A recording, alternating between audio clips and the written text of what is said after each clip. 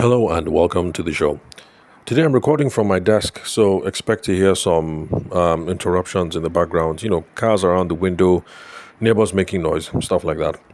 Also, I happen to be making today's recording using a brand new phone, and I haven't figured out all the bells and whistles, how to turn off notifications and things like that. So expect to hear some popping, clicking, and fancy sounds coming in. Okay, well, there's an interesting story behind how I got this phone. I guess I'll just keep that for another podcast recording so I don't make this one an unwieldy episode. So, today's episode, I should have been exploring an audience question. In fact, what I had queued up was a question from Denise Molima. So sorry if I got the pronunciation of your surname wrong, Denise. So, Denise, we'll get on your own episode tomorrow, just in case you happen to be listening to this particular one. But then I had a really interesting session with my folks, Nest. They are a tech hub based in Lagos. We had another sales training session for part of their cohort today. And this one turned out to be a particularly interesting session for me anyway, because I was speaking to my home base pretty much. Because in attendance, we had creatives, we had some people in the ideation stage, two or three people who are running TV production companies, have some things that they're working on. Let's see what else. Painters, sculptors, traditional creatives. Even though from a sales perspective, I say that everyone is creative, because if you're going to be involved in the marketing function of your business, marketing and sales, then you have to exercise your creativity. So in that sense, everyone is a creative.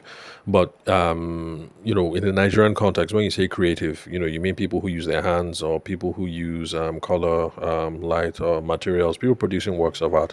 So those are the sorts of people that we had in attendance today, and turned out to be a really, really interesting session, because especially when I hang out with folks at the tech hubs, I have people with much more practical business concerns. Okay, no, practical is not the word, but you get what I mean. People who are doing stuff in agriculture, or who are doing stuff in tech, or who are trying to sell concrete stuff, or maybe people doing services. So it was nice sitting in a room, well, virtually anyway, sitting in a virtual room with my peoples and having a frank conversation. So for those of you who've been listening to the podcast from the get-go, you know that I started off my entrepreneurial journey as a wedding photographer. So these are actually my peeps. So we could have frank conversations one-on-one. Engaging question and answer session. So it was really cool. So ordinarily this would be a summary session. Okay, let me just go ahead and make this a summary session, because there are too many things that we touched upon in this training for us to condense into a 15-minute episode. So bottom line, I just wanted to tackle three main questions for them. Because the first question was why sales is the most important thing that you're going to need in your entrepreneurial journey. The second question I wanted to tackle was what sales is not, because these groups of people, traditional artists, people who work with wood, light, canvas, artists, we have some misconceptions about sales, and I wanted to be able to shake them out of the rut that sales is not what they think it is. And then, of course, there was question and answer where I wanted us to tackle specific business problems that they had. So that was the agenda for the day. So this first question, why sales is the most important thing that they are going to need in their entrepreneurial journey, the creative types, you wedding photographers, you painters, you sculptors, metal workers, woodworkers, what else? You people who run art galleries, those of you who run TV production companies, you're putting out stuff on YouTube, you're hoping to put your things on DSTV or NTA or whatever, you're hoping to put stuff on TV, you catch the drift. The reason why sales is the most important thing in your entrepreneurial journey is this, because a lot of us in the creative space, we start off our journeys, and then people talk about absolutely everything else. People talk about your IP, intellectual protection. So, sorry, yeah, intellectual property protection. So, some of you, sorry, excuse me, some of you, excuse me, the TV production types, you guys might be thinking about non-disclosure agreements, or what elements of your Sorry, excuse me, cold, the usual. What elements of your TV production need to be copyrighted or protected in one way or another, or people talk about whether you set up the right kind of business entity, or let's see what else. You worry about production, you worry about branding, do your business cards look right? You worry about registrations. Are you registered with the Screen Actors Guild? Are you registered with, you catch the whole drift. So we creative types, we talk about absolutely everything apart from sales and marketing. And like one of the guys on the group, Tomide, was keen to admit that everything technical aspect on lockdown, but then when it comes to the promotions aspect, or rather, as he put it, market exposure. When it comes to market exposure, our peeps, they know zero. And that is the most important thing that we have to pay attention to in the entrepreneurial journey. Not because intellectual property protection, branding, packaging, merchandising, business cards, it's not because all those things are not important. They are important. But the thing is, until you actually sell something, you just have an expensive hobby. And I'm talking to creatives. I'm being frank with you guys. I mean, my people. So I don't know. Maybe those of you who are consultants can't relate to this, or maybe those of you who sell yam or cassava or something, or you're in the export business, maybe you can't relate to this. But in the creative space, we get hampered by all these things. We talk about all kinds of things, but nobody talks about how you're going to sell. So you do this magnificent thing, you're working on canvas and you're creating complex pieces that make people's home look beautiful and stuff like that. And it's wonderful. And everybody says it looks good. And you receive training and you travel abroad and you get the grant and you're a fantastic artist. And then you sit at home in your studio and nobody's coming to buy. And that's the most important thing. It's not just enough to get the technical training to create all these wonderful masterpieces. We have to be able to learn how to sell it. So, yeah, reasons why I told them that sales is the most important thing was because, well, first of all, it helps us to get market validation for what it is that we do. We need to know of our creative ideas, what is working with the market, what is popping off, what are we going to be able to, what realistically can we sell, which way is the market moving, trends, things like that. We can only figure that out when we start doing specific sales motions, and that is the reason why sales is one of the most important things that we need in the entrepreneurial journey, especially for those of us who are creative types. Then it also helps with refining or identifying your ICP as your ideal customer profile, your target audience, your ideal market, your whatever it is you need to call it. It is from having specific sales activities and marketing motions that we figure out who is out there, what are they interested in, what are they willing to buy, things like that. All of this is absolutely essential, no matter what business it is that you're involved in. But then also, if you are a creative type, I mean, looking at the postmodernist artists, I mean, starting from Andy Warhol. Okay, Warhol was not postmodernist. What was Warhol? Warhol was Andy Warhol. What movement is that? Modern pop art, I think. Okay, so starting from Andy Warhol, modern pop art, all the way through to this dude that cuts pigs in half and then he puts diamonds on them. What's his name? I can't remember. Although I don't consider him an artist anyway, but yeah, he's considered an artist these days. I mean, these days, that is what will pass for art. If you take a pig and cut it in half, or take a skull and then encrust diamonds on it, so that passes for art these days. So, yeah, even those types, we need to know which way it is that the market is heading, and of which of our creative or crazy ideas, what is that is going to fly. And it is sales activities, and going out there interacting with the audience. That's what it is that helps us know what's up. And then sales is important because it helps us to bootstrap. Because those of us who are coming from a creative background, it's not as if we have financing, selling equity and then looking for institutional lending or non-institutional lending. Those are not really avenues. So if you do real fancy thing, You're good with sculpture. You make metal work. Nobody's going to say, "Here, take this 500,000 and give me equity in this or whatever." And you can't exactly go to a bank or to your rich uncle and say, lend me money and these are the terms for repayment and blah blah blah. So for those of us who start off in the creative space, revenue bootstrapping actually is the is the main thing that we have to. Oh, sorry, one moment. This thing just went blank. I'm trying to see if I have cut the recording. Okay. Oh, I haven't. It's still going on. Fantastic. Okay. Where was I? Okay, yes. So, those of us in the creative space, we have to bootstrap. So, it has to be our savings. And then it also has to be money that we come in from selling one or two pieces. So, if you're really good at sales, and instead of selling one or two pieces a year, you actually sell three or four pieces a month. At the end of the year, you sold about 50 pieces. That's good. That's money for the family, money for travel, money for recharge card, money for internet, money for school fees, and you can also take that and plow that back to buy more things, more easels, more film, more metal, more wood. Open up your gallery, whatever it is. And so that's the reason why sales is important. So all the other things that we creatives talk about, if you're a creative person listening to this thing, photographers, uh, what have you. These are the reasons why this is important. So all these other things you talk about, yeah, they're important. So it's a good idea to go to South Africa for that conference. If you can afford it, yeah, go for that conference. Or to go to New York School of Photography or whatever. If you can afford to, yeah, by all means, go for it. But the thing is, you go for that conference in South Africa, or you go for Burning Man in California, or you go to New York Film Institute, or you go to Australia and you go and live with the Aborigines and you explore your spirit animal and everything. I mean, after all that whole thing, learning the technical thing, doing your spirit animal, going to South America, go and do ayahuasca, be in touch with your spirit. After all that technical and spiritual stuff, at the end of the day, we have to sell something. We can't run away from it. And for those people who are able to take it big, like Nikkei Art Gallery, with her with her galleries or museums in Lagos and Abuja, things like that.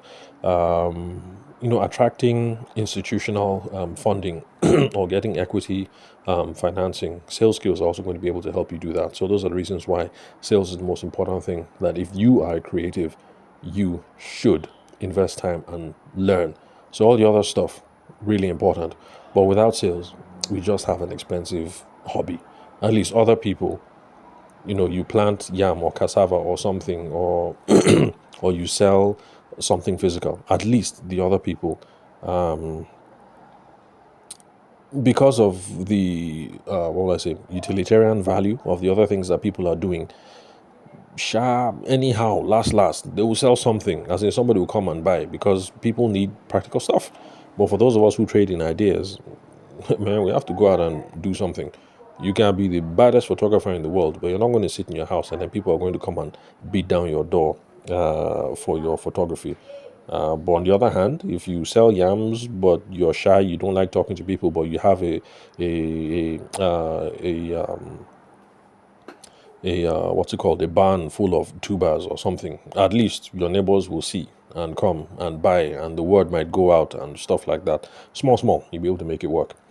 So, misconceptions, what sales is not. I tried to get them to understand that sales is not talking. So, because you're an artistic type and you're loud or whatever, that doesn't mean you're going to be good at sales. If you're on a much more introspective end, that doesn't mean you have to be good at sales. I try to expose them to what I've been talking about over here on the podcast, something I've been trying to stress the last couple of days, persuasive listening, because lots of folks are talking about persuasive presentations, persuasive talking, and things like that. So I'm trying to put the word out that yes, all these things are good, but it's not about your talking ability. It's about your listening ability, because it's listening that gets you to get a pulse on what people are interested in, and that is where you know what it is to emphasize in your talking. Because, like the example that I gave them back when I was in uni, I'm much more of a classical art kind of guy, still life. The most fanciest thing I've ever liked was impressionist painting, and somebody was talking to me about cubism, and I told them straight up on the group. Well, I lost track of myself. I used too strong a language because I think I believe. Well, I think I called Jackson Pollock. I think I called Jackson Pollock a fraud because of the stuff he does and things like that. Well, I take some of that language back. It was just me and my guys and girls just shooting the shit. I was talking to fellow artists, so I could be frank like that. I don't consider that kind of thing art.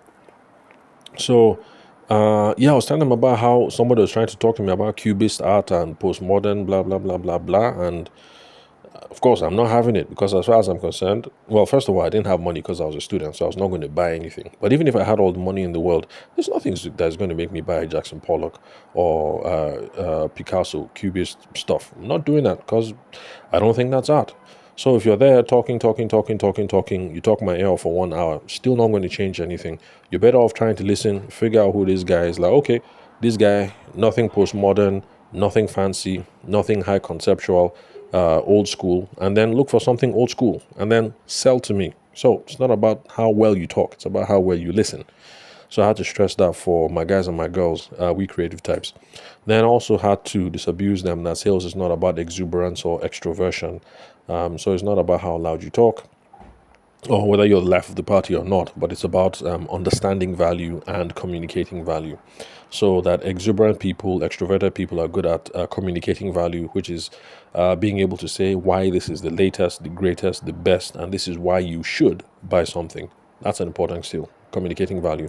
But then understanding value is also good. You need to know what it is that the person is interested in the first place, because it's when you understand what the person finds valuable that you can now start arguing the case that, hey, guy, girl, madam, oga, you've been saying that you want your house to have a cosmopolitan flair and blah blah blah, and you've done Greco-Roman here. So, for Greco-Roman to pop, you need to put some Afro-futuristic thing here, and this and this and that and that. Oga, how you see him, So you learn where the person is coming from first. Understand value before you now communicate value. So try to get them to understand that.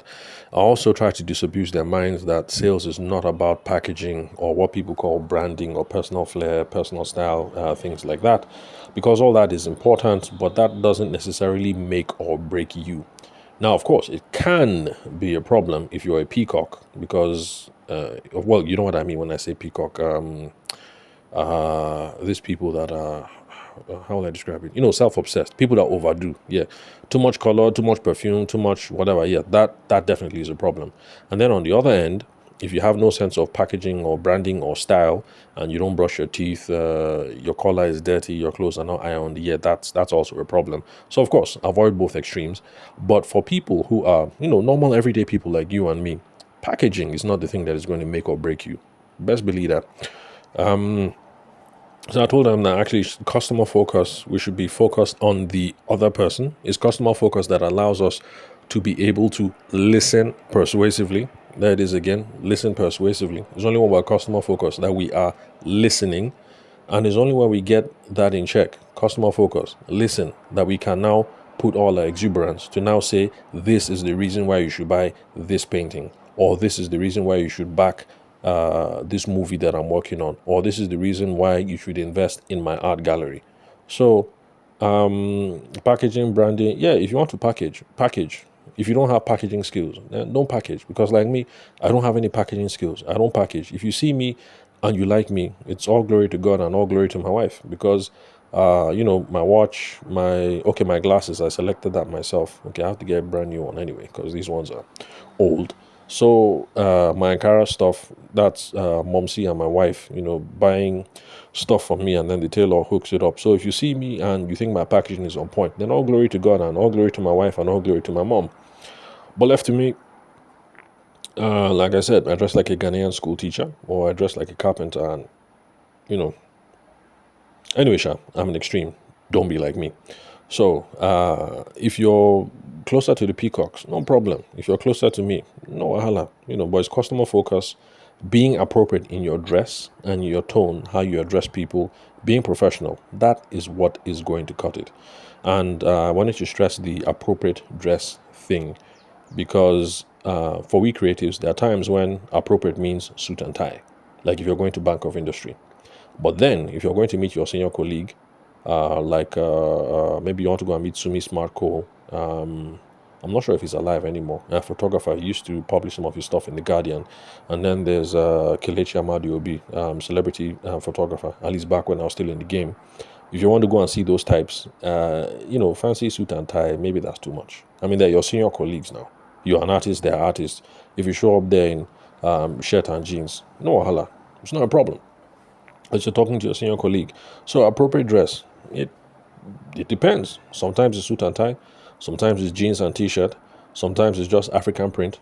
It all depends on the context. So that's why I've tried to get them to understand. So the standard is to be customer focused, appropriate in dress, appropriate in tone, be professional, and then you'll be fine. So if you are on the loud side, no wahala, as in we'll be moving forward, we'll make it. If you're on the quiet side, no problem, let's be moving forward, we'll make it. Oh, sorry, the phone has gone dark again. I need to figure out all these things. Okay. To be tech. Okay, yes. So it's still going. Okay. How was I? Okay, yeah, so sales is also not about aggression. So I told them that, look, they shouldn't be worried that, okay, you're too quiet, so I need to sound loud. Or maybe I'm too loud, I need to go soft. So whether you're loud, you're soft, you're aggressive, you're desperate, stop focusing on yourself, Jerry. It's not that's not the main thing. If you're customer focused and you are listening and you're getting a sense of what they want, you're understanding the value, you're now going to be able to get a sense of where the mutual alignment is.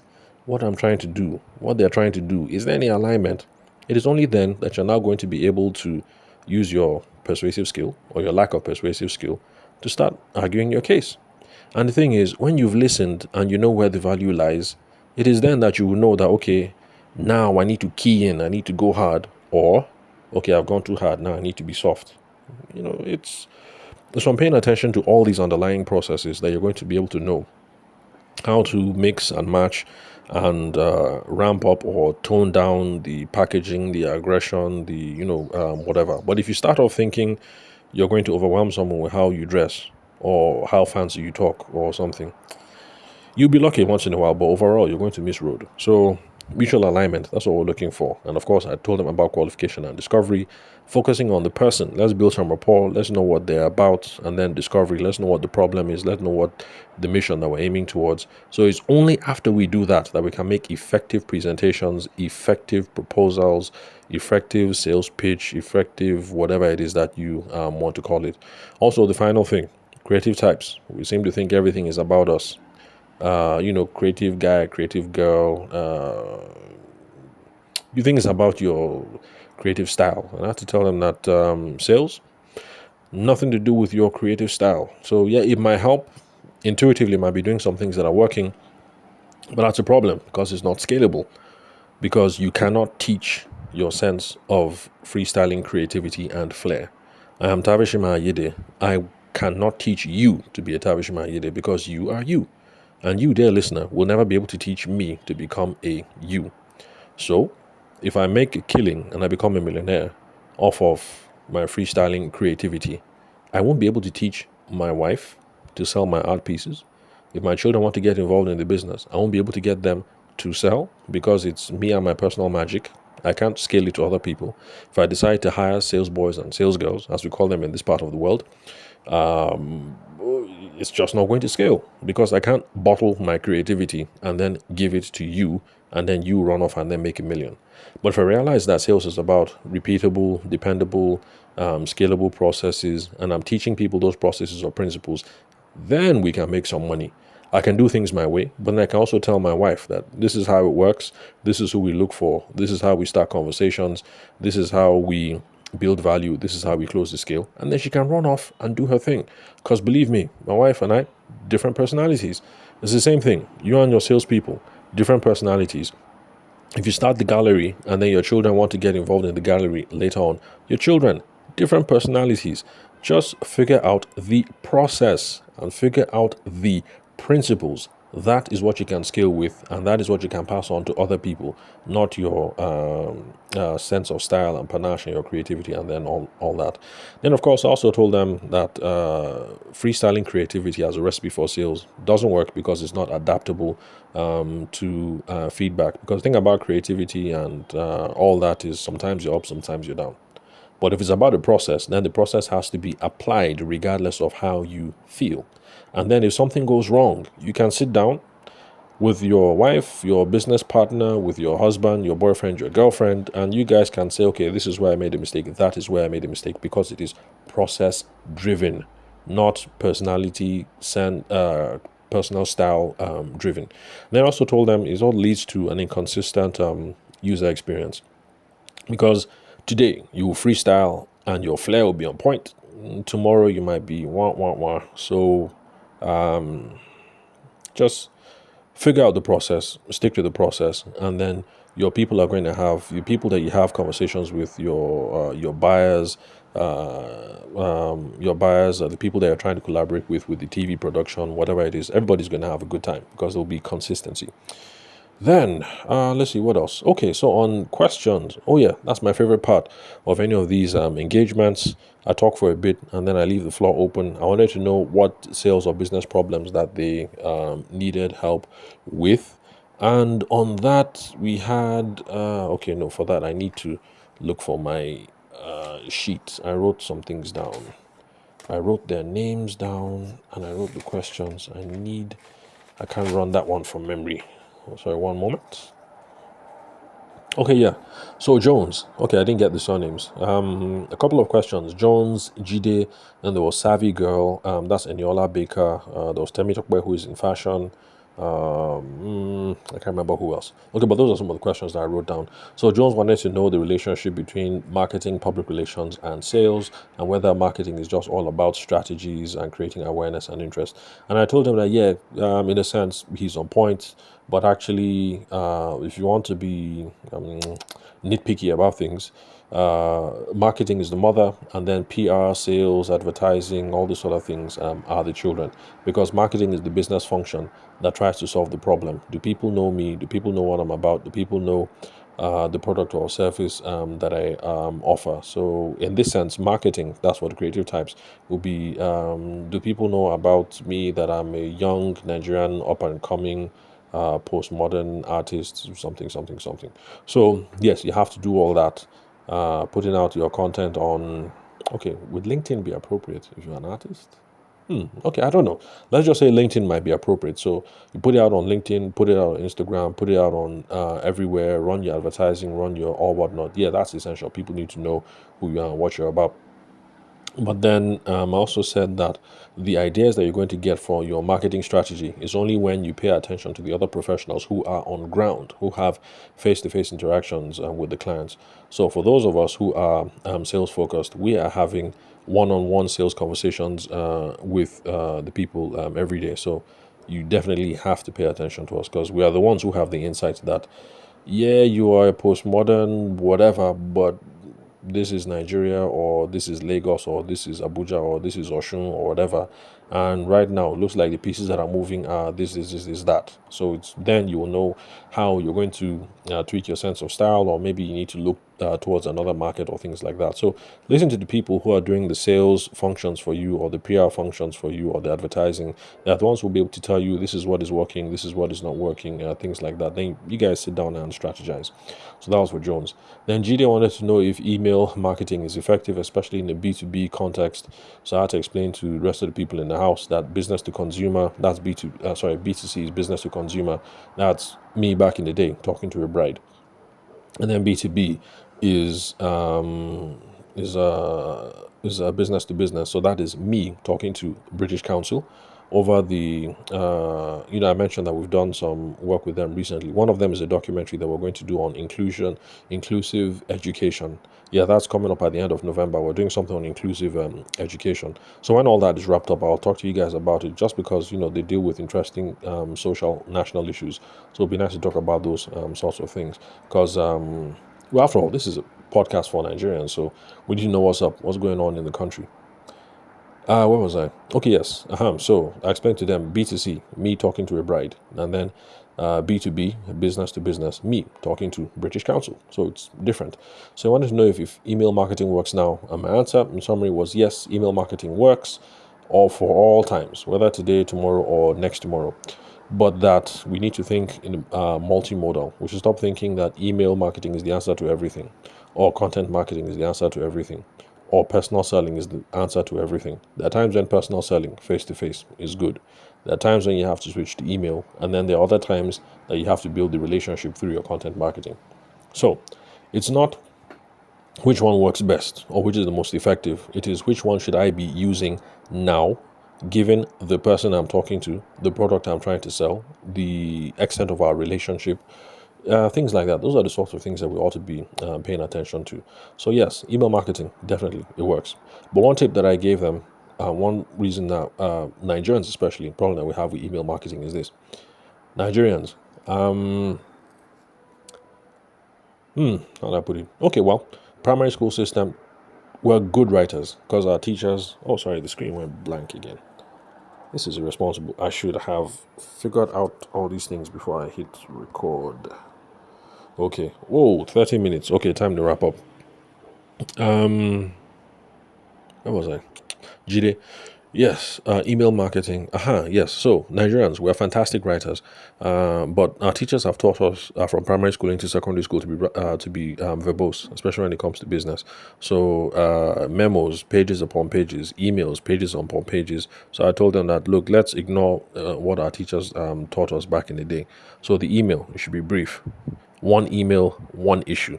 Don't do one email, five issues. So it's not sending an email, introduction, this is me, this is my company, this is the greatest and the best, these are the people we've worked on before, these are the ideas that we can do, these are the ideas we have in the pipeline, this is our vision for this. But like that's too much for one email.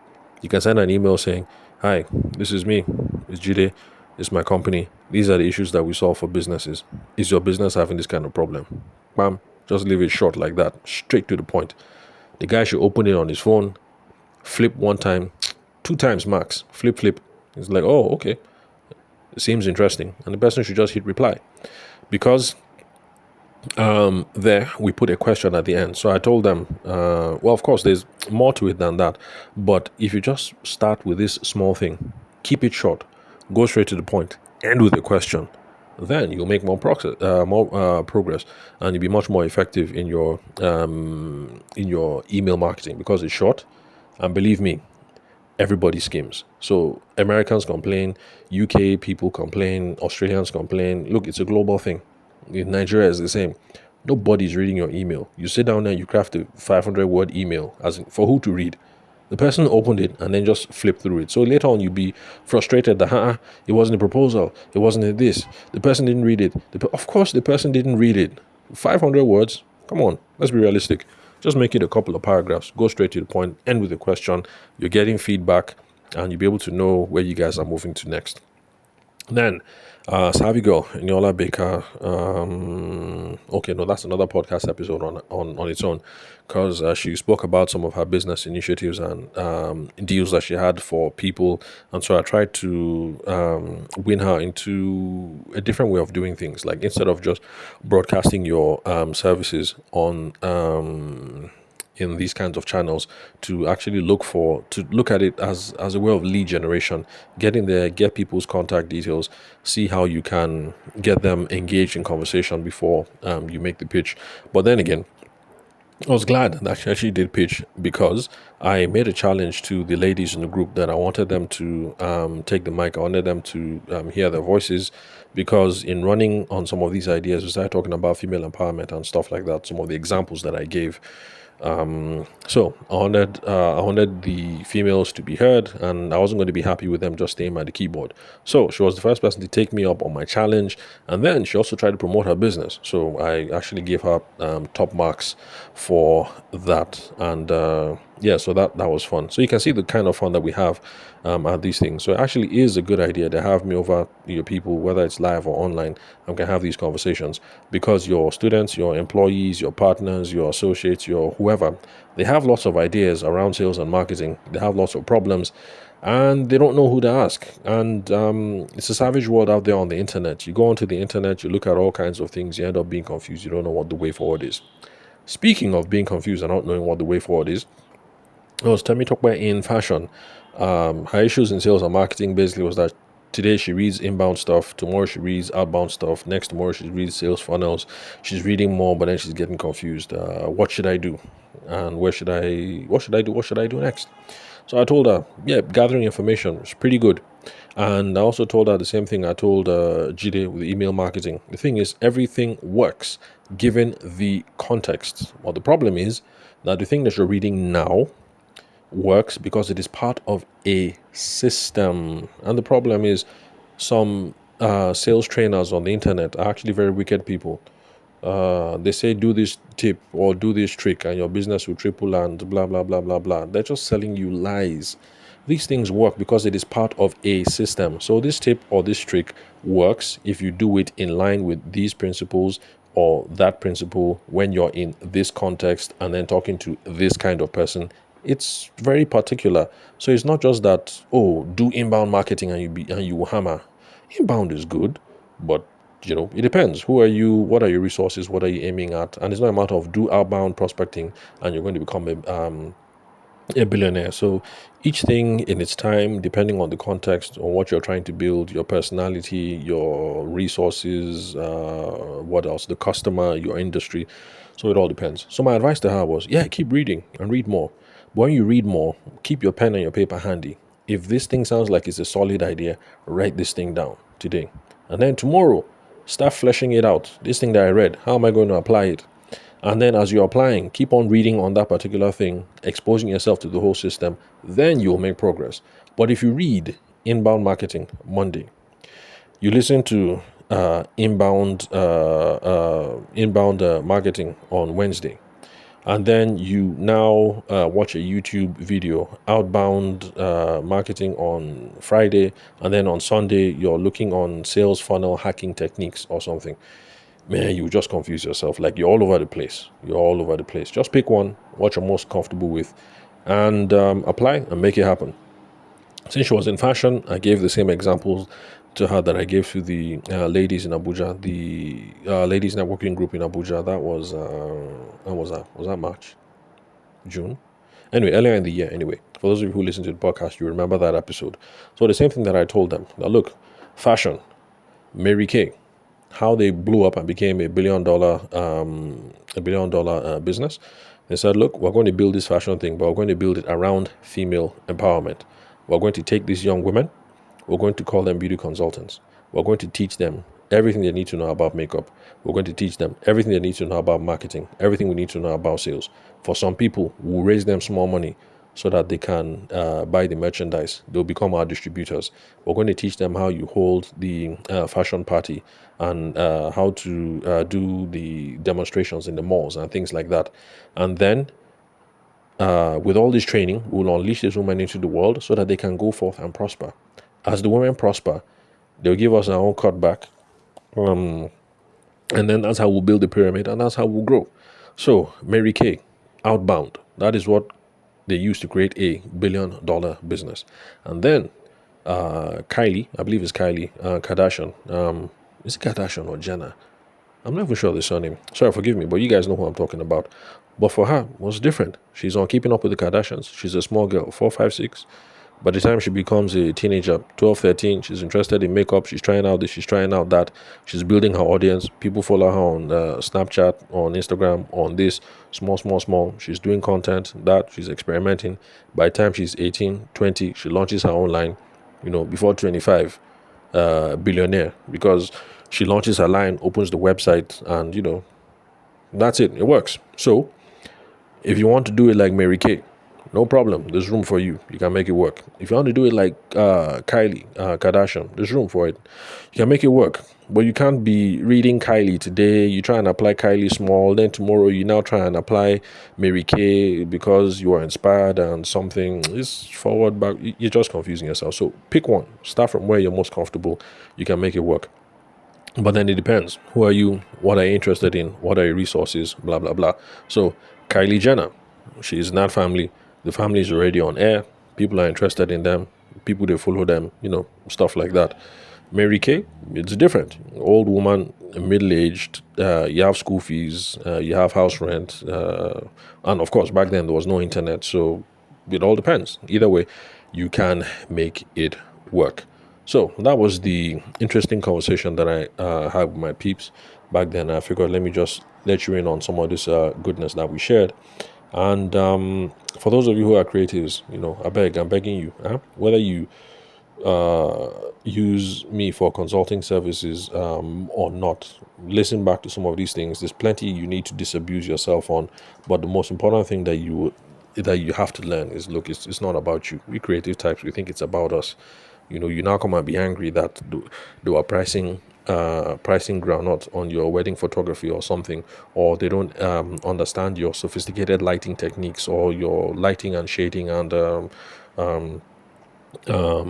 or whatnot. Like, stop taking it personal. It's not about you. So it's not about whether your hair is crazy or not, whether you talk about where you grew up or not, or all these things work, but it's not about you. Be customer focused. Try and figure out who you're talking to, what they're all about. Is there any alignment? If there's alignment, you'll be able to go in hard and make a pitch and sell your sculpture or sell your wedding photography or whatever it is that you do. So yes, I know I make it sound simple. Yes, things are more complicated than that, but essentially, if you simplify things and you start from a simple base, it's then that we're going to be able to work ourselves up to the more complex stuff later. So 40 minutes, let me just bring it to a close here. Thank you very much for your time and attention today. If you like what you've been hearing here, connect with me on WhatsApp or LinkedIn. The phone number is 080-6466-2140. Country code is +234 for those of you who are hitting me up from beyond Nigeria. Then, of course, this learning resources here, we have over 715 episodes so far. The podcast is available Spotify, Google Podcast, Apple Podcast, any podcast player of your choice. So subscribe so that you can keep getting all this juicy goodness every couple of days. And let's see what else. Yeah, I think that's just about it. Subscribe. Oh yeah, reviews. Give me a 5-star review. Nobody has given me a 4-star review yet, and I'm proud of that. Checked iTunes, only 5s. I've checked Spotify, only 5s. Okay, well, on Spotify, it's not that many, sure. Let me not say how many I've received on Spotify before you guys laugh at me. But so far, only 5s, and I'm proud of that. So let's keep the chain going. So thanks for your time and attention. I'll catch you guys at the next recording. And Denise Mulima, if you're listening to this particular episode, the goal is tomorrow. We're going to answer your question. Hopefully nothing comes up and I'll answer your question. Okay, today is Tuesday. Tomorrow is Wednesday. Yeah, Wednesday, Thursday, definitely. Denise Mulima's question will be next. So thanks for your time and attention. Catch you guys at the next episode.